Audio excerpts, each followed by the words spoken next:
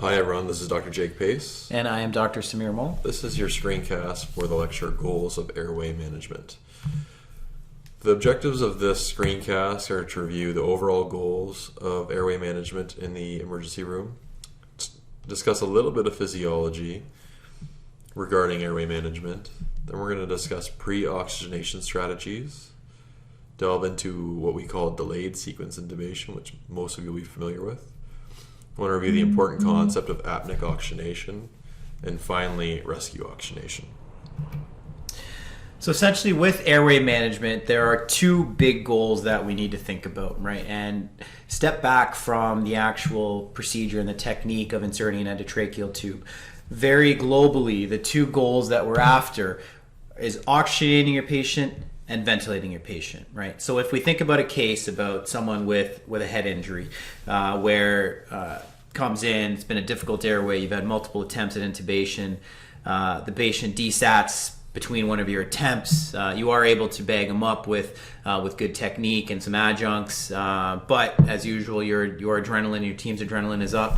Patient gets hyperventilated to kind of low normal end titles, but finally your airway is secured during your second or third attempt. So the question to ask yourself is, was this a successful airway, right? And I guess that all depends on how you define it. If your definition is as simple as were we able to pass eventually an endotracheal tube through the cords, then absolutely you can define this as a successful airway.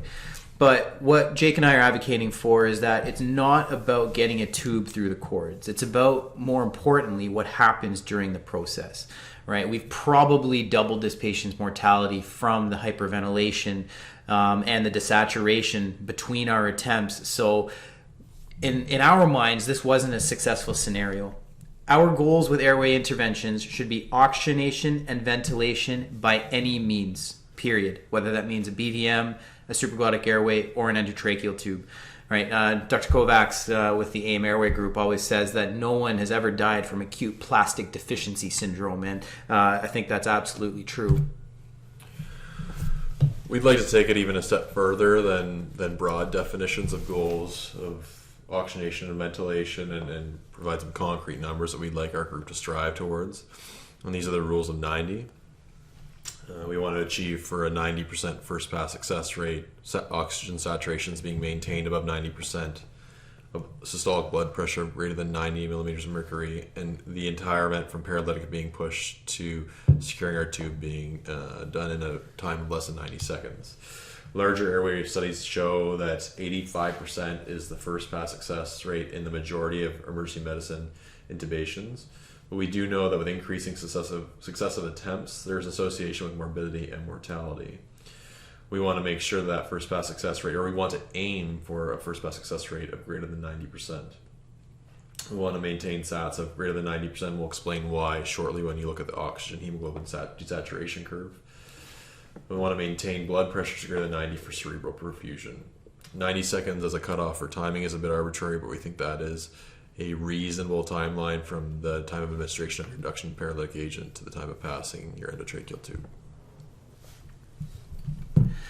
So if we think about oxygen consumption now, ultimately, why are we trying to oxygenate our patients? Well, we do that so they don't desaturate quickly, and that does two things. One, we give them safe apnea time so they don't we give them oxygen so that they don't desaturate, and we have a longer safe apnea time, as we know that hypoxia leads to worse outcomes in intubation. And secondly, it gives us more time for intubation so that we can do it in a safe, controlled fashion, right? Safe apnea time is all about increasing the oxygen reserve in your lungs, right? We're trying to get rid of the 70% nitrogen that's in our lungs and replace as much of it as we can with oxygen. If you take the 200 or 300 mils of oxygen in your lungs, we can increase that about tenfold with good pre-oxygenation strategies, which we're going to talk about later in this lecture. What's important to understand is that the saturations that you see on your patient do not represent your oxygen reserve, right? So if we think about safe apnea time as how much reserve we have over the rate that your patient's consuming oxygen, and this can be driven by a number of factors which are more difficult to control.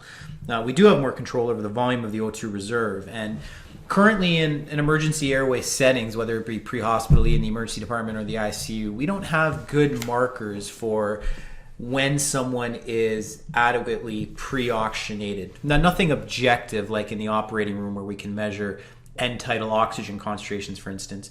In the emergency department and in the ICU and pre-hospitally, we're trying to give a patient an FiO2 as close to 100% as possible to displace that nitrogen, give us more oxygen so that we can do what we need to do with the airway in a more controlled fashion, right? So just to repeat this one more time, an oxygen saturation does not equal safe apnea time. Just because your patient sats are 99% does not mean you have achieved your goal of denitrogenating that patient's lungs.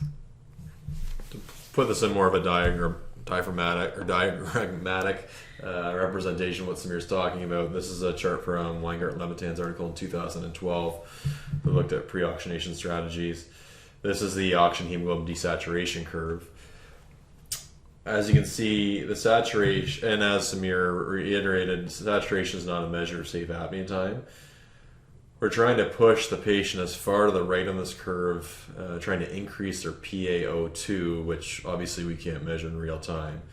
And to do this, we're denitrogenating the patient's lungs. The closer you shift towards the left of the curve, the higher the risk you're going to have an episode of critical desaturation, which we would define as anything less than 90%. You can see that there's a steep component to this curve once a patient's PaO2 reaches 60, which for most people is a pulse ox of 90%. And the risk of falling off this curve and experiencing significant desaturations is much higher the closer to the 90% you get. So we want to increase their PaO2, which we're not measuring in real time, as greatly as possible. So if we think about how we can do that, the top line, the pre-oxygenation, the APOX, is kind of a rough representation of time during your intubation, right? So apneic oxygenation, relatively speaking, represents a very short period of time within our entire intubation procedure. Pre-oxygenation is really where the money is, and we have multiple different strategies for how we can do this effectively. We have non-rebreathers, we have basic nasal cannulae, high-flow nasal cannulae like the Optiflow shown here, different types of BVMs, non-invasive ventilation, and which product you choose really just differs and depends on your patient, right? If they're hypoxemic or if they have normal or abnormal lungs.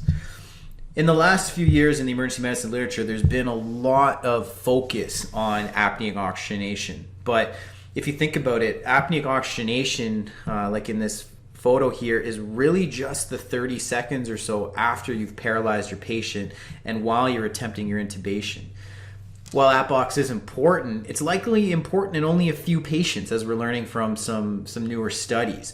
The pre-oxygenation is the really important and safe bit for your patient. And the pre-oxygenation and what you do before you push your paralytic is the bulk of what will make the difference in your pre-oxygenation strategy, not in your patient's safe apnea times. And it's not necessarily apneic oxygenation that's going to make or break this intubation.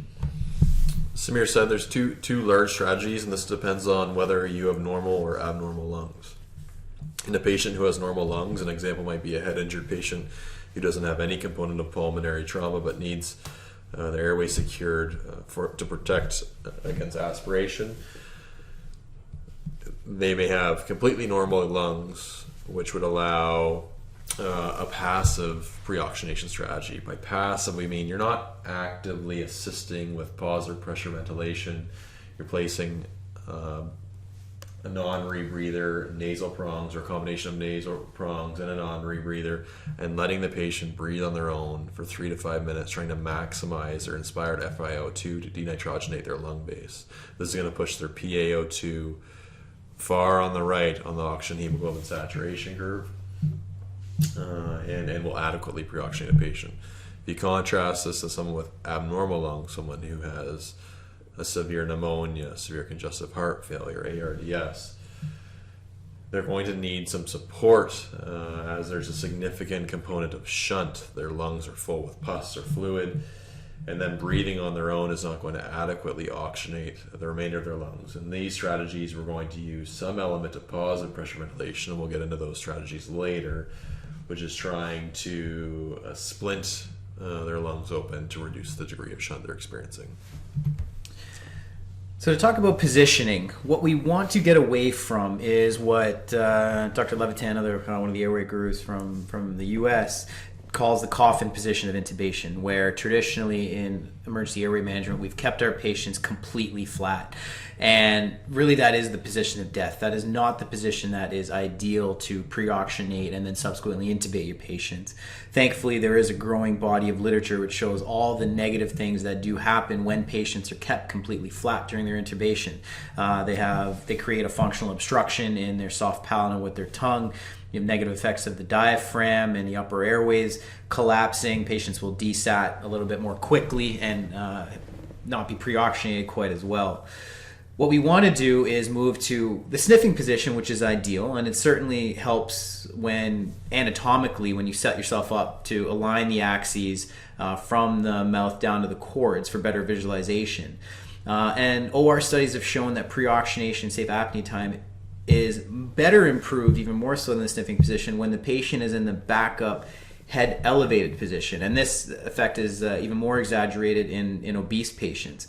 We offload the weight from their chest to improve their ventilation and improve their oxygen reserves.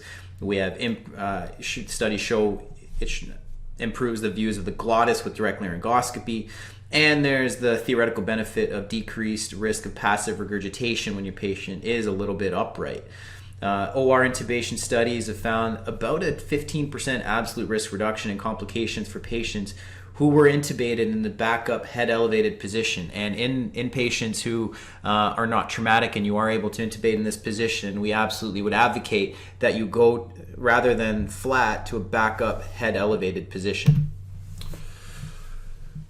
For when you're considering pre-oxygenation, particularly in passive strategies, I mean, this certainly applies during active pre-oxygenation. People with abnormal lungs, the first maneuver is making sure their airway is patent, and this can be, and if it isn't, we can rectify that situation with basic airway maneuvers, things like a jaw thrust, a head tilt, positioning, as Samir has mentioned. And really the major enemy in this situation is the tongue. For placing a supraglottic airway, for bag valve masking a patient, or intubation, the tongue is in the way. The tongue falls back and causes obstruction of the upper airway. The epiglottis can also actually fall back with loss of muscle tone and obstruct the upper airway as well. Ways we can combat that is with a jaw thrust and placing some type of conduit to maintain passivity of the upper airway. And this can be achieved with an oral pharyngeal airway if the patient doesn't have any airway reflexes and they're at low risk of emesis. A nasal pharyngeal airway would be another option if the patient does have the reflexes intact. This is a very nice video that shows a couple of the different strategies in fluoroscopy of what happens with the airway. Again, what happens, they put in an OPA, so you see a jaw thrust, doesn't do anything until you use it in combination with you can a see jaw. without a jaw thrust, the components of the epiglottis and the other structures of the upper airway still obstruct distal to the OPA. Again, what happens, they put in an OPA, if you're using an boom, OPA, doesn't do anything until you use it in combination to maintain with a jaw an open conduit from the video. So mouth again, what happens, they put in an OPA, boom, doesn't do anything until you use it in combination with a jaw video. So now that we've opened up the airway, we now have to apply oxygen to denitrogenate our lungs. And remember that we have different delivery systems which suit your patient's needs. So it's really important to pick an appropriate oxygen delivery system for the type of patient in front of you. And again, like Jake said in a previous slide, whether you are trying to achieve passive oxygenation in someone who's got normal lung physiology, or whether you need to aim for something more active in someone who's got abnormal lung physiology.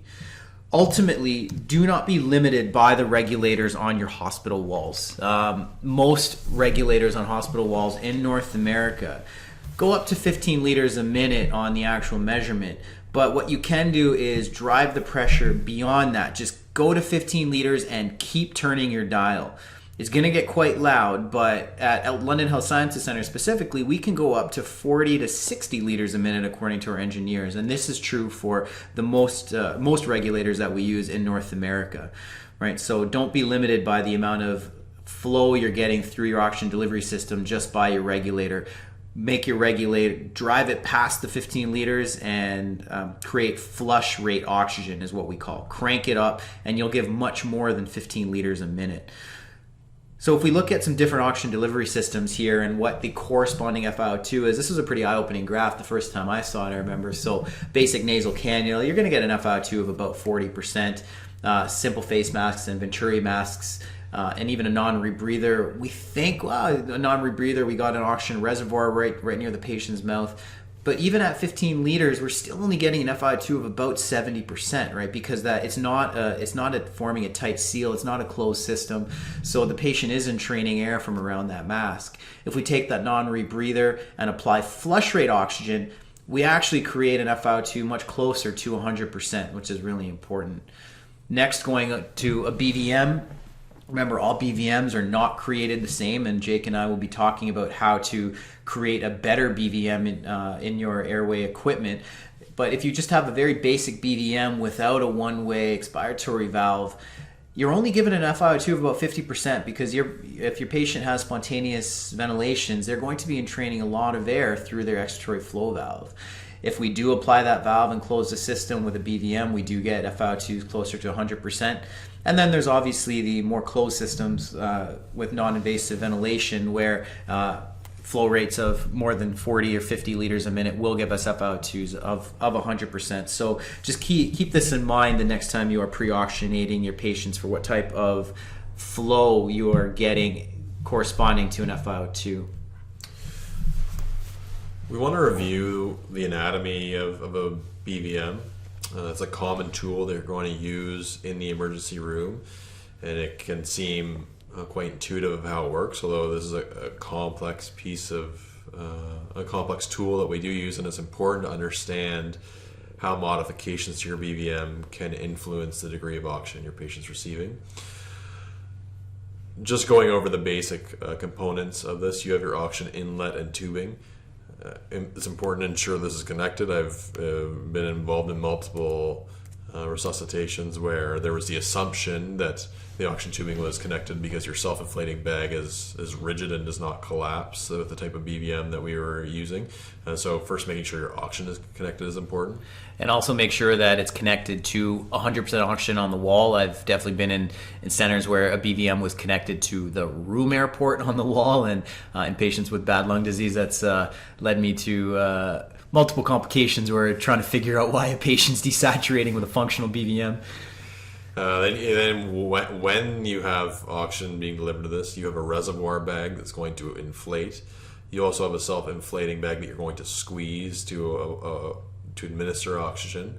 There are inlet and pressure release valves, which we're going to review in more detail in the next couple of slides. Then you have an expiratory valve, which may or may not have a PEEP valve connected to it. In this diagram, there is a PEEP valve, and you have your face mask, and sometimes there's a pop-off valve depending on the different BVM. There are many different types of BVMs on the market. It's important to understand the type of BVM that you have in your facility, because there are ways that you may modify that or may not need to modify that to increase a patient's FiO2 and administer oxygen. Yeah. Ultimately, you want to know how to close the system in the BVM that you have at your center. So if we go to talking about the anatomy of a BVM, so we have a very basic BVM here which shows the four basic valves, which we'll go through in some detail. We're connected to our wall reservoir oxygen here. What you have to remember is that when you try to maximize your oxygen at 15 liters from the source, ultimately there is an element of flow decay from the different valves that are present and leakage. So as oxygen flows through our system from the back of the BVM to the face mask, we're getting a flow decay of somewhere between a third to a half of the oxygen. So only half of the oxygen that we're getting from our wall is actually getting delivered to our patient, right? So your flow decay is about 50%. And this becomes really important when you're trying to match and meet the patient's minute ventilation in front of you, right? So crank that oxygen up so that we can so that we can negate the effects of the flow decay that happens? We're going to label the diagram a bit here. So number one is your reservoir bag, or sorry, your delivery bag. And you're going to have one-way flow from your reservoir bag to your delivery bag. Flow does not move in the reverse direction, thankful to our first valve. Valve number two is an air intake valve, which essentially prevents you from suffocating your patient in the event that you forgot to apply oxygen and don't have oxygen delivery to the system. It allows air to be entrained into the bag, proximal to the bag delivery system. Number three is a safety valve that prevents too much oxygen and pressure from building up in the bag. It's a pressure release valve. It also works in a gravity dependent fashion, so you can also entrain air through this. But 2 and 3 do regulate how much oxygen is being delivered to your patient, 2 preventing too little and 3 preventing too much. So if we go next on the tail end of the BVM, what happens here is really dependent on whether you have a 4-valve or a 5-valve system. So all BVMs, you'll recognize the duckbill one-way valve, which is present just below the mask. And this allows for one-way flow, and it's going to open with negative pressure and collapse during expiration so that your patient doesn't entrain the air that they're breathing out. With enough flow through your regulator, you can splint this duct valve open, but generally it stays closed unless it is faced with negative pressure. What is also shown here is an expiratory valve, and this expiratory valve is open to room air. So if the patient is breathing a high minute ventilation, they can entrain room air through this circuit, and we're going to talk about how to close your system here. So this is the typical BVM that we'll use in Ontario. There are also 4-valve BVMs where this five-valve BVMs where this expiratory valve is replaced with a disc valve, which essentially functions the same, which allows the patient to expire through this closed system and not inspire room air around it. But what we see here on this screen is the most common BVM where there is a separate expiratory valve. So we're just going to talk about what it means to meet a patient's needs in terms of their oxygen requirements. So in a healthy patient who has a respiratory rate of 12 and a tidal volume of 500, which is pretty average numbers, obviously these are going to change depending on patient's body habitus and size, their minute ventilation is about 6 liters per minute. If you're supplying the patient, let's say you have at the wall with your BVM, you have your wall set to 15 or 16 liters per minute. We expect about 50% flow decay through your system. At the mask, you have about 8 liters per minute. With a healthy patient, that 8 liters, that flow of oxygen is greater than minute ventilation. You're adequately assessing or addressing the patient's oxygen needs. Well, let's look at a system where a patient has abnormal respiration, someone who has a respiratory rate of 40 and a tidal volume of 80. Now their minute ventilation is 32 liters per minute. Your 8 liters per minute that you've achieved with your flow decay through your system is vastly insufficient to meet the patient's oxygen requirements due to their disturbed physiology. So taking what Jake's saying a step further, so what we can do is to prevent the patient from drawing in leaks through the system through the extra flow valves which we have and dilute your FiO2 to under 100 is we convert it to a closed system with a PEEP valve. The important thing here is that if you're not meeting the patient's requirements and they're spontaneously breathing, that patient is going to entrain whatever the difference between the flow rate that you're providing them with and the flow rate that they require. So in the last example, their flow rate that you were providing them was with 8 liters per minute, but they were requiring 32 a minute ventilation of 32 liters per minute, they're going to come up with that 24 liters per minute on their own. And if you don't have a closed system, it's going to occur through entraining room air through your expiratory ports. And that's shown in this picture here. So if you have a high minute ventilation, there's nothing, and you attach a BVM, you got a good seal with your mask, there's nothing stopping the patient from entraining outside air through the expiratory valves on this port. So it's important to close the system with the PEEP valve so that your patient is getting oxygen from your regulator. And again, to meet the patient's flow needs, especially in the patient who's got a high minute ventilation, you absolutely need to be delivering flush rate oxygen from your wall reservoir.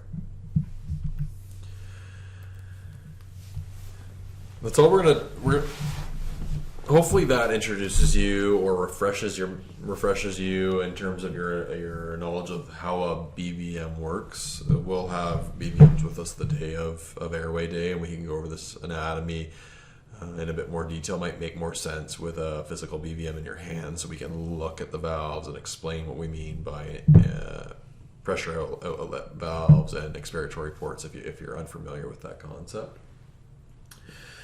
We want to move on to a patient who, despite placing a non-rebreather, despite placing nasal prongs on and increasing your oxygen source to flush rate to 40 to 60 liters per minute, you're still not able to achieve pre-oxygen saturations greater than 90% or much higher than 90%. These people have abnormal lungs, and we're going to have to adjust our strategy in terms of pre-oxygenation to adequately address this.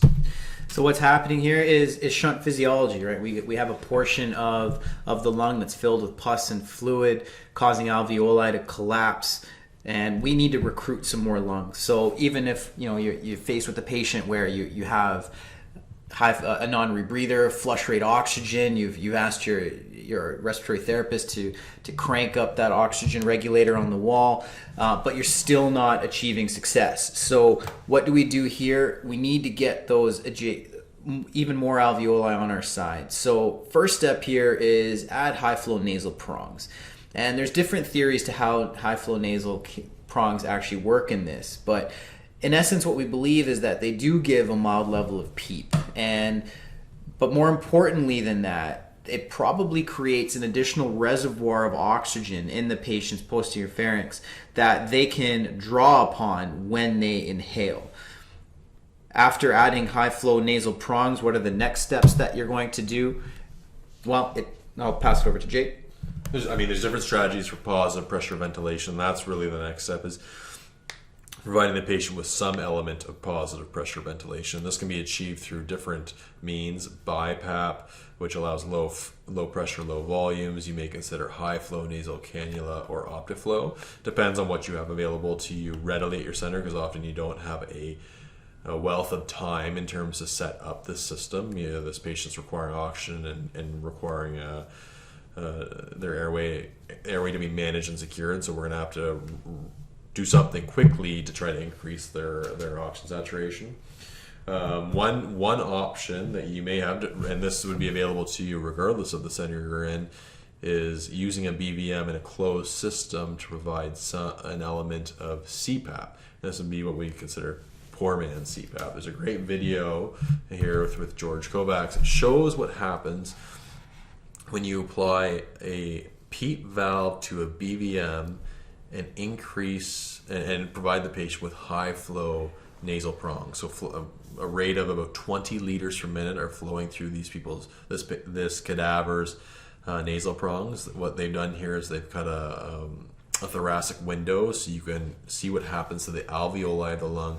Obviously, this is a cadaver. There's no spontaneous breathing occurring. You can see what happens with the simple administration. Right? So we've got two sources of high flow. I've got an OPA and a jaw thrust. And look at the lung. right? high flows Look at the through standard alveoli nasal being bronchs. recruited. And this is pretty incredible, watching the to see. alveoli What we in think this is happening cadaver here is that the nasal become prongs are recruited. And again, what Dr. Kovacs has here is nasal prongs at 20 liters a minute, a BVM with a PEEP valve attached, and a PEEP of 10. And they're maintaining a good jaw thrust to keep the upper airways open with no spontaneous ventilations. Look at the amount of PEEP that we're creating and recruiting lung. What's interesting in their cadaver work is that if you remove so we've got two any sources one of of these flow. components I've got an of this OPA poor and a man's jaw CPAP, thrust, whether it and be the look at jaw lung, thrust, right? Look at the high flow alveoli nasal being prongs, recruited. It's an or the PEEP amazing valve off thing of your to see. BVM, What you we think actually is happening lose here the is effect the that nasal we're seeing prongs are here. creating So sort of it's the a synergistic effect of the PEEP valve, the high flow nasal right? So it's cannula, adding and the value jaw to that thrust, OPA which is and the recruiting distal so many structures alveoli. and keeping things What you may open consider so doing is someone that the who pressures is can now be spontaneously transmitted breathing, where you don't have time to set up formal BiPAP or CPAP, is placing these high flow nasal prongs, getting a PEEP valve at 20, and forming a good max CO, which is going to, you would think in theory is going to improve the amount so we've got of two sources of high flow. I've got an OPA in and jaw thrust, and look at the lung, right? Look at the alveoli being recruited. All right, so moving on to what do you do with the agitated and hypoxic patient? And these are ultimately really difficult cases, whether the patient is agitated from some organic cause or whether they're just being a jackass in your emergency department. This can be a really tough patient to deal with. They're a danger to themselves, they're a danger to the staff around you. It can also be, obviously it's very frustrating in the emergency department to have someone who is not cooperating with care with us.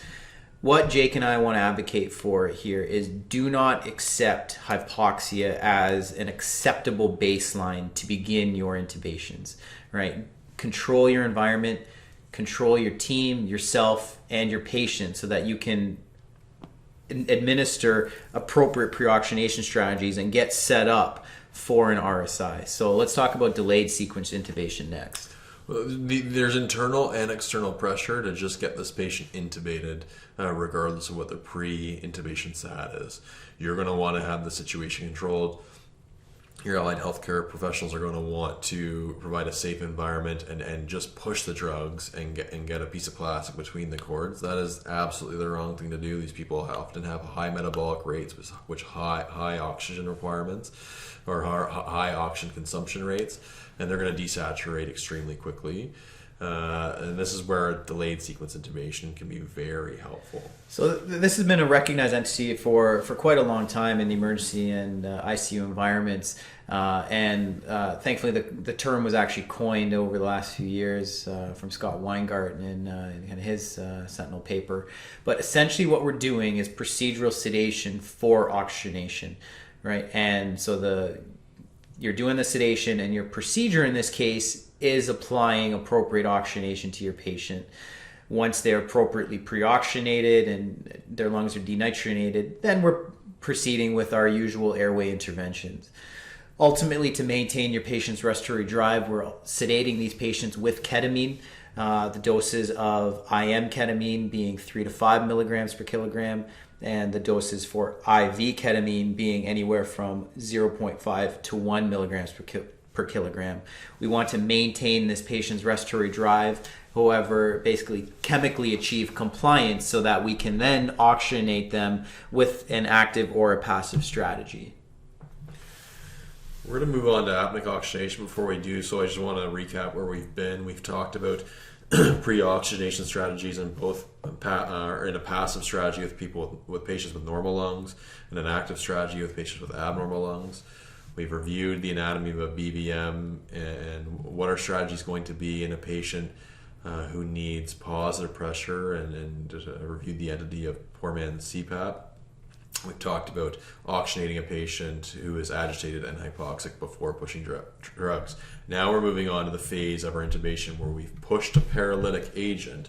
The patient's no longer making respiratory efforts, and we're going to try to increase their safe apnea time by applying apneic oxygenation. the thing you need to realize here is that for the majority of RSI patients who have healthy lungs, who have adequate pre-oxygenation, apneic oxygenation likely won't influence safe apnea time. However, it has very little complications or harm, and it is likely very beneficial in those intubations with extremely prolonged attempts. Some poor studies from, I'm going to say volunteers and quotes from even the 50s, the 1950s, show that apneic oxygenation is effective in keeping these patients' SATs over 90% for up to an hour. So it's, for a long time, has been a recognized phenomenon, and it's only over the last kind of decade that it's become a standard part of critical interventions. Now, I'm not saying it's appropriate to keep your patient apneic for an hour, because these patients' blood gases showed sky-high CO2s with pHs well under 7, but we've recognized that this is an effective entity for quite a long time. I think that's the other important thing to really consider with patients who you do such a good job with pre-oxygenation, you apply apneic oxygenation. These patients will tolerate very prolonged intubation attempts. But remember, our second goal of airway management is ventilation. And if you're allowing a patient for minutes and minutes to go without intervening ventilations, their PaCO2 is going to be rising. This may be clinically important in the setting of someone who is presenting with pre-existing acidosis or traumatic brain injury, or may be unimportant, someone who needs their airway protected because they were agitated due to intoxication. You have to take that into clinical context, and just remember that if you've adequately pre-oxygenated a patient and are applying good apneic oxygenation, you may have a ton of time from an O2 perspective, but you always have to think about the flip side of the coin with what's happening with their CO2 and their acid-base status. Yeah. Apneic oxygenation is not a license to just play and take 6, 7, 8 attempts at intubation. This is something in a very select group of patients who we're still trying to define in the literature, but a select group of patients who are going to benefit from apneic oxygenation to give us more safe apnea time. But again, it is not permission to play. So going on to rescue oxygenation. So what's going to happen when your patient begins to desaturate, right? So you've pushed your paralytic, you've unfortunately been unable to secure the airway in the time that you had. Your patient desat, so you really have one option to fall back on and to rescue yourself, and that's a BVM. And the BVM is absolutely the most important airway management skill that you have to acquire during your training, as it's your first rescue maneuver when any attempt at endotracheal intubation fails. However, with traditional BVM, there is no direct feedback as to whether you're providing adequate rescue ventilations.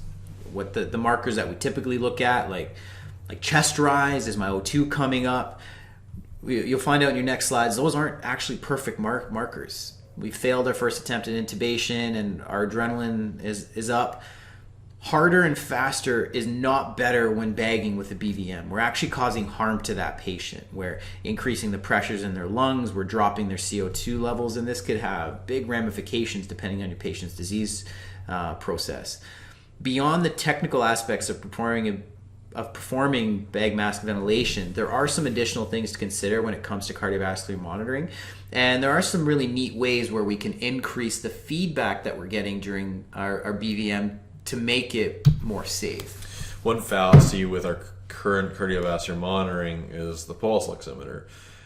There's a very important thing to consider, and that's pulse oximeter lag. And what this refers to is that what you're seeing in terms of a peripheral saturation through your pulse ox is actually 30 to 60 seconds behind what's happening centrally. So when you see SATs are falling on the monitor, when the pulse ox is now reading 95, 94, centrally your oxygen saturation is lower than that. And that's why you'll see some practitioners who won't accept intubation attempts continuing when SATs hit 92, 93, because centrally that patient may have SATs of 87 to 88. There's a delay in what you're seeing in the pulse ox and what's happening with the patient's central oxygenation. This is described here, and this is exactly sort of what Samir was talking about. When you start to bag someone, if you're bagging someone adequately, your sats may actually continue to fall. That's not because you're failing in terms of your oxygenation and ventilation strategies with the BVM, but that's because there's a delay of that 30 to 60 seconds to see the pulse ox to catch up to what's happening centrally with your central oxygenation. So how do you determine if you have good oxygenation ventilation with a BVM? Do you look for chest rise? That may be difficult depending on patient's body habitus. You're now in a situation where you can't fully rely on your pulse ox to give you feedback about the adequacy of your ventilation, and this is where waveform capnography may really assist you. So, due to the point, the sats are still falling, right? We know we think we got a good seal. We don't feel any air leaking with our ventilations around our hands. We're starting to see our patient's chest rise. We think, is it adequate? Again, tough to know based on your patient's body habitus. So we know we've already caused some central hypoxia. So what can we do with our end tidal trace here to get immediate feedback about ventilation? And really what we're striving for here is to push for all BVMs to come with a PEEP valve that we talked about earlier to keep them a closed system. But secondly, to always have waveform capnography attached within your system, ready to go, right? So it's important. We've all used waveform capnography, I hope, at this point in our careers for confirmation of endotracheal tube placement. But put it on your BVM right away. And if we think about our end tidal CO2 physiology, a normal waveform CO2 typically has a plateau phase where the machines will read the kind of end tidal marker, that singular number you get, with the level at the end of the plateau phase. So the shape of your end tidal CO2 waveform is extraordinarily important. When you see an abnormal trace, so that's what we have shown in this picture right here. They're typically smaller. They don't have that flat peak. And what this tells us immediately in real time is that we are not administering effective BVM, right? So our patient sats are falling. We think we got a good mask seal. We're delivering ventilations, but our waveform CO2 is shown like in this slide here. So we know that we need to correct something. We need to change something about our airway management, whether it be using a two-hand technique, inserting more conduits like an oral airway or two nasal airways if that haven't been done. And so this graph shows the effect of the pulse ox leg. Despite the fact that central sats are rising, your pulse ox is taking quite a long time to come up. And this is an example of ineffective end tidal CO2. What we want to see is a standard waveform CO2 tracing with that plateau phase that shows you that you're achieving good and appropriate ventilations. You can see that your central sat here is improving with good bagging that we have confirmed, or good ventilation that we are confirming with our waveform end tidal CO2. But you notice that although the central sat is rising, our pulse ox is still in that delayed phase with that pulse ox lag. What the waveform end tidal CO2 provides you with here is confidence that you are adequately ventilating a patient, and confidence that you don't need to rapidly change what you're doing. You just have to hold tight and allow that sat to respond, that peripheral sat, because that central sat has already started to rebound and recover. If you see that, like Samir said, you don't have a good waveform with your end tidal CO2, then things need to change. Or perhaps you're seeing you have a good waveform, but your end tidal CO2 is 9 because you're hyperventilating the patient. Maybe you need to back off the ventilation a little bit while we're waiting for that peripheral sat to respond, as we know it will with good oxygen delivery and good ventilation that you're providing with BVM. Right. So with your BVMs, close your system with a PEEP valve every time, and we're really pushing to get waveform capnography as a standard component of your BVM setup, so we get real-time feedback about the effectiveness of our ventilations. I mean, we've all been in a situation where someone's sats are falling, you're bagging your patient, and you're wondering, I think I got chest rise, I'm pretty sure my mask seal is good, but the sats are still falling. If we have real-time waveform CO2 feedback, like Jake said, it gives you confidence. You just got to hold tight, trust the process, trust the physiology, And with an understanding of pulse ox lag, you know that your sats are going to respond once we're starting to deliver effective ventilations. Okay, so in summary, that was probably not the talk that maybe all of you were expecting when coming to an Airway Day course, but truthfully speaking, I think both of us understand and want to convey to you that this is the most important aspect of airway management is oxygenation. Successful airway management does not mean passing an endotracheal tube down, right? We are trying to oxygenate and ventilate our patients by whatever means necessary.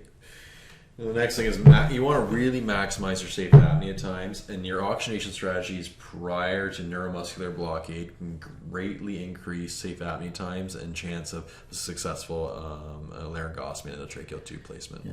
Next, we need to know our equipment, and a non-rebreather at 15 liters a minute does not equate to 100% FiO2, right? So understand your different delivery systems, nasal prongs, face masks, venturi masks, non-rebreathers, non-invasive ventilation, and understand how your flow rates on your oxygen wall regulators affect the FiO2 that the patient's getting in front of you. You know, there's a lot more to BVMs than meet the eye, and it's really important for you to master this tool. It's commonly misunderstood. You need to understand what tool you have available to you in your facilities, and understand what strategies you may need to use to modify your BVM to increase a patient's inspired FiO2. Very simply here, do not pass go if your sats are under 90%, right? If your sats are still low, think about what disease process is going on with your patient. Am I using passive oxygenation strategies? So now I need to do something more active and try to recruit lung, get more alveoli on my side. Don't accept hypoxia as an appropriate starting point for your intubations. You're just going to get yourself in very troublesome situations and ultimately likely cause harm to the patients that are in front of you. Understand your equipment and your oxygen delivery systems and do what you need to do to get those sats up to a safe level so that you can have safe apnea time. We really need to focus on improving our cardiorespiratory monitoring in situations where you are now in rescue oxygenation phase and providing bag valve mask ventilations. Recognize that your pulse oximeter is a slow responder, and that when you combine both pulse oximetry and waveform capnography, you will improve your monitoring strategies, which will give you feedback in terms of your oxygenation and ventilation. When you have a good waveform, when you have appropriately applied flush rate oxygen to your BVM, you will have confidence now that you have pulse ox lag occurring. You have to give it some time. That patient's oxygen saturation is going to respond. So that concludes the lecture on goals of airway management. We hope that was useful. We're going to be going through all of these concepts in more detail at our airway course, so please come armed with as many questions as you can think of, and we look forward to some further discussion on the day of. Thanks for your attention, guys. Thanks, everyone.